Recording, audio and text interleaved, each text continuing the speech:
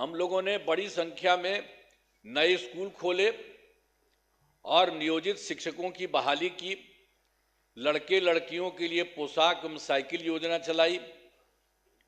बिहार लोक सेवा आयोग द्वारा 2,58,000 सरकारी शिक्षकों की बहाली की गई है और वर्ष 2006 में 3,58,000 नियोजित शिक्षक बने थे, जिसमें से बिहार लोक सेवा आयोग द्वारा 28,976 1976 सरकारी शिक्षक बन गए।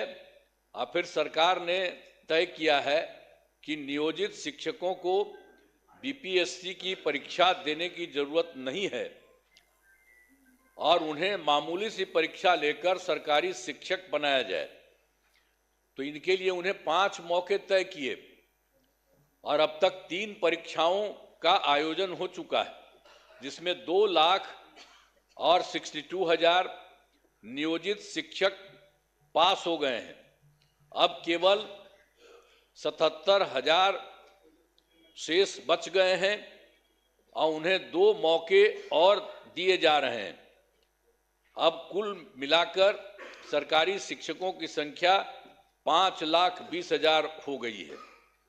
5,20,000 हो गई है। स्वास्थ्य सेवाओं में सुधार किया गया है। पहले स्वास्थ्य व्यवस्था बहुत खराब थी।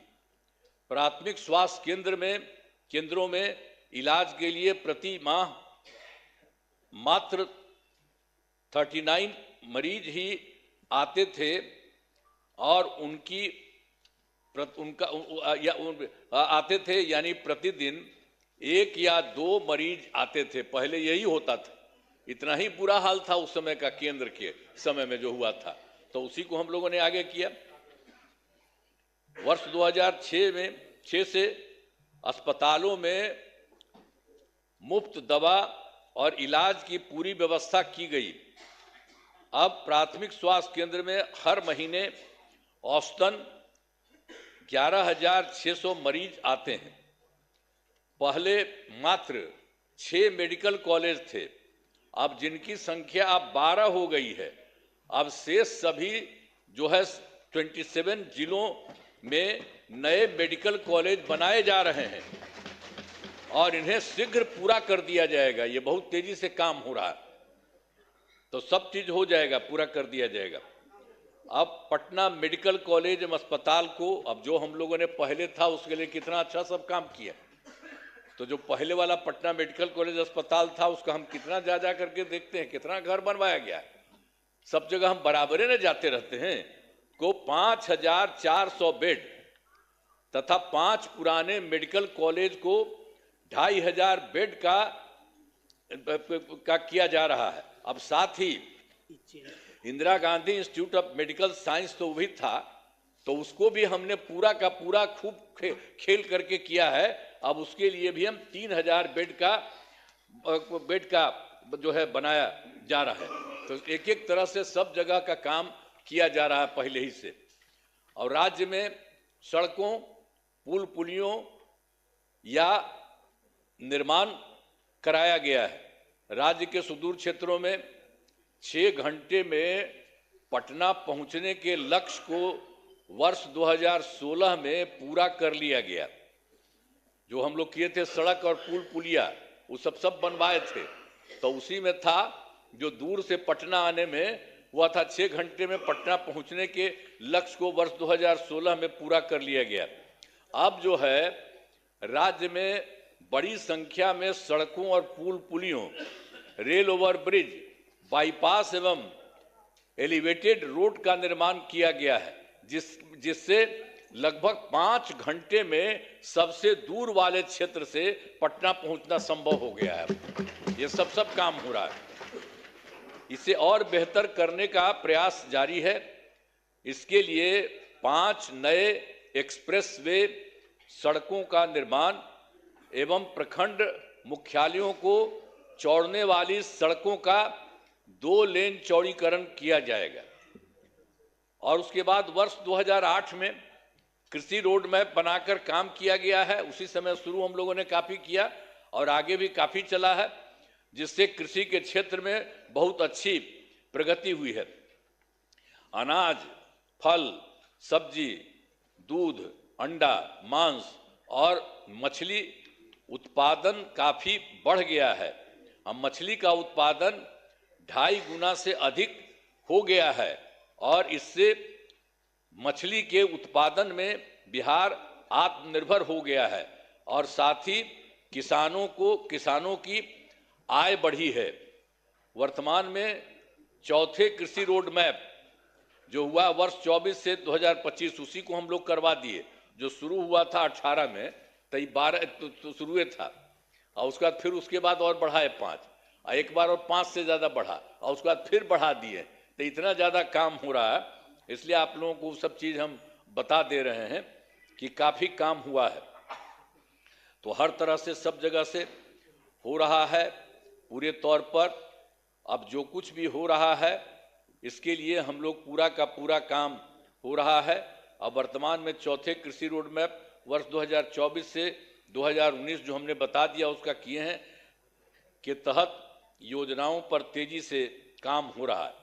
और वर्ष 2015 में 7 निश्चय के तहत आर्थिक हल, युवाओं को बल, आरक्षित रोजगार, महिलाओं का अधिकार, तीसरा हर घर तक बिजली, और चौथा हर घर नल का जल, पांचवा हर घर शौचालय, छठा टोलों को पक्की सड़कों से जोड़ने तथा सातवां अवसर बढ़े आगे बढ़े का काम किया गया है। और वर्ष 2018 में ही हर घर बिजली पहुंचा दी गई है। सरकार द्वारा शुरू से ही बहुत सस्ती दर पर बिजली दी गई है और अब जो है अब लगभग सभी घरेलू उपभोक्ताओं को बिजली मुफ्त दी जा रही है, अब कुछ नहीं है। और उसी के बाद सरकार की तरफ से उनका जो घर है उनके इच्छुक लोगों के घरों पर सोलर लगवाए जाएंगे सरकार की तरफ से, उनको बहुत फायदा होगा। ये सब काम किया जा रहा है। और वर्ष 2020 में 7 निश्चय 2 के तहत युवा शक्ति, बिहार की प्रगति, दूसरा है सशक्त महिला, सक्षम महिला, तीसरा है हर घेर तक सिंचाई का पानी, और चौथा है स्वच्छ गांव, समृद्ध गांव, सोलर स्ट्रीट लाइट, पांचवा है स्वच्छ शहर, विकसित शहर, और छठा है सुलभ ये संपर्कता, तथा सातवां है इसके लिए स्वास्थ्य सुविधा, टेली मेडिसिन एवं बाल हृदय योजना। सभी पर काफी काम हुआ है और जो भी काम बचे हैं उन्हें शीघ्र पूरा किया जाएगा। ये सब हो जाएगा सब चीज का। और आप जानते ही हैं 2020 में और काम किए थे। 7 निश्चय 2 के तहत ही महिलाओं के लिए 10 लाख नौकरी और 10 लाख रोजगार देना शुरू किया। तो एक तो हो गया 10 लाख युवाओं को सरकारी नौकरी हो चुकी है, लेकिन जो हम लोग 10 लाख रोजगार की बात किए उसका तो एकदम सीधे धीरे बढ़ते बढ़ते अब 40 लाख लोगों को रोजगार दिया जा चुका है। तो आप सोचिए 10-10 बीसे न था, तब 10 और 40 होकर के 50 हो गया। दोनों को मिलाकर 50 लाख युवाओं को सरकारी नौकरी का रोजगार दे दिया है। अब अगले 5 वर्षों के में हम लोगों ने तय कर दिया है कि 1 करोड़ युवाओं को नौकरी एवं रोजगार देने का लक्ष्य रखा गया है। इस पर तेजी से काम होगा। तो ये जो 10 लाख युवाओं का सरकारी नौकरी है ये भी और आगे बढ़ेगा। तो ये सब हम कर रहे हैं। अगली बार 5 साल के लिए हम लोग कर दिए हैं कि उसके लिए हम लोग पूरा करेंगे 1 करोड़ युवाओं का। तो ये सब होगा। और फिर महिलाओं के लिए वर्ष 2006 में पंचायती राज संस्थाओं एवं वर्ष 2007 में नगर निकायों में महिलाओं के लिए 50% आरक्षण से शुरुआत की गई। अब तक 4 चुनाव हो गए हैं। सब कुछ शुरू में कर दिए थे हम लोगों ने कर दिए थे 16 में पंचायती राज संस्थाओं में और 7 में किए थे नगर निकायों में, और सबको महिला का 50% कर दिए। वो सब तो है ही, और उसका 4 चुनाव उसके अलावे भी चल रहा है, वो बहुत अच्छा हुआ। और वर्ष 2013 से पुलिस में 35% आरक्षण दिया है हम लोगों ने। अब जान लीजिए अब बिहार पुलिस में महिलाओं की संख्या देश में सबसे अधिक है और वर्ष 2016 से महिलाओं को सभी सरकारी नौकरियों में 35% आरक्षण दिया जा रहा। पहले बिहार में स्वयं सहायता समूह की संख्या बहुत कम थी, वो पहले बड़ा खराब था, तो इसीलिए हम लोगों ने किया। वर्ष 2006 में विश्व बैंक से कर्ज लेकर राज्य में स्वयं सहायता समूह का गठन किया और उसका नाम हम लोगों ने जीविका दिया, जीविका दीदी भी कहते हैं। और कितना बढ़ा हुआ, अब स्वयं सहायता समूह की संख्या बढ़ गई और जीविका दीदियों की संख्या 1,40,00,000 हो गई। अब इसके बाद हम लोगों ने 2024 में भी किया कि शहरी क्षेत्रों में भी नहीं होता है वो भी हो। अब शहरी क्षेत्रों में स्वयं सहायता समूह का गठन हो रहा। अब जान लीजिए कि इसमें लगभग 4,34,000 जीविका दीदियां हैं और इनका गठन लगातार और भी बहुत तेजी से काम हो रहा है शहरी क्षेत्र में भी। तो ये सब काम हो रहा। तो वर्तमान में महिलाओं के रोजगार के लिए एक नई योजना मुख्यमंत्री महिला रोजगार योजना शुरू की गई है, जिसके तहत हर घर की एक महिला को 10,000 रुपये के दर से अब तक 1,56,00,000 महिलाओं को एक राशि दी जा चुकी है। शेष महिलाओं को राशि दे दी जाएगी। अब जिन महिलाओं का रोजगार अच्छा चलेगा उन्हें 2 लाख रुपए तक की सहायता दी जाएगी। ये सब काम करना जा रहा है।